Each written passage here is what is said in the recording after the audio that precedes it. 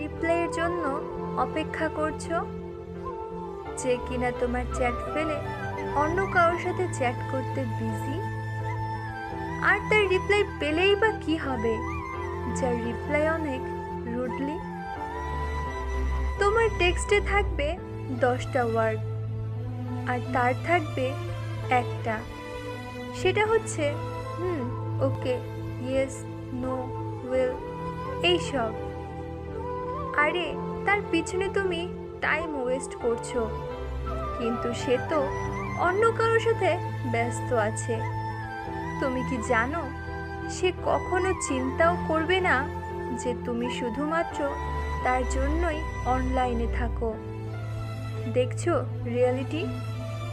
তবু তুমি তাকেই ভালোবাসো, তার জন্য অপেক্ষা করো, এই আশায় একদিন সে ঠিক বুঝবে। কিন্তু সে কখনোই বুঝবে না, আর এটাই বাস্তব, যেটা তোমাকে মেনে নিতেই হবে। অনেক তো হলো, এবার থামো, নিজেকে নিয়ে একটু ভাবো, নিজেকে সময় দাও। যে তোমার ভালোবাসার মূল্যায়ন করে না, তাকে জীবন থেকে বাদ দিয়ে সামনে এগিয়ে যাও।